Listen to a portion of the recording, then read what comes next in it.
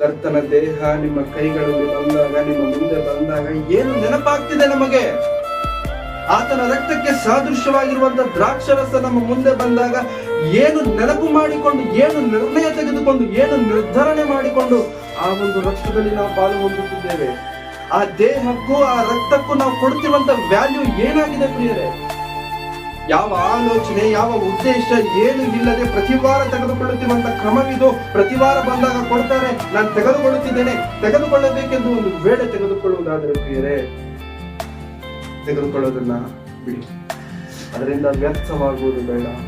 ಆ ಕರ್ತನ ಮರಣ ವ್ಯರ್ಥವಾಗುವುದು ಬೇಡ. ಆ ಕರ್ತನ ಆ ಒಂದು ದೇಹ ವ್ಯರ್ಥವಾಗುವುದು ಬೇಡ. ಆತನ ರಕ್ತ ವ್ಯರ್ಥವಾಗುವುದು ಬೇಡ. ಕರ್ತನ ದೇಹವನ್ನು ತೆಗೆದುಕೊಂಡು ನಾವು ಲೋಕದವರ ಹಾಗೆ ಇದ್ದರೆ, ರಕ್ತವನ್ನು ತೆಗೆದುಕೊಂಡು ನಾವು ಲೋಕದವರ ಹಾಗೆ ಇದ್ದರೆ ಪ್ರಿಯರೇ, ತೆಗೆದುಕೊಂಡಂತ ನಮಗೂ ತೆಗೆದುಕೊಳ್ಳದೆ ಇರುವಂತ ಅವರಿಗೂ ವ್ಯತ್ಯಾಸವಿಲ್ಲದೆ ಹೋದರೆ ಅದರಲ್ಲಿ ಕೈ ಹಾಕದೇ ಇರೋದೇ ಒಳ್ಳೇದಲ್ವಾ? ಅದರಲ್ಲಿ ಕೈ ಹಾಕದೇ ಇರುವುದೇ ಒಳ್ಳೇದಲ್ವಾ? ಯಾಕೆ ನಾವಿನ್ನು ಬರಲಾಗುತ್ತಿಲ್ಲ? ಯಾಕೆ ನಾವು ದೇವರ ಸೇವೆಯಲ್ಲಿ ಆಸಕ್ತರಾಗಿರೋದಕ್ಕೆ ನಮ್ಮಿಂದ ಸಾಧ್ಯವಾಗ್ತಿಲ್ಲ? ಯಾಕೆ ನಾವು ದೇವರ ಸೇವೆಯಲ್ಲಿ ಬಲವಾಗಿ ಸ್ಥಿರವಾಗಿ ನಿಲ್ಲುವುದಕ್ಕೆ ಸಾಧ್ಯವಾಗ್ತಿಲ್ಲ ಅಂತಂದ್ರೆ ಆತನ ನೆನಪುಗಳು ನಮ್ಮನ್ನ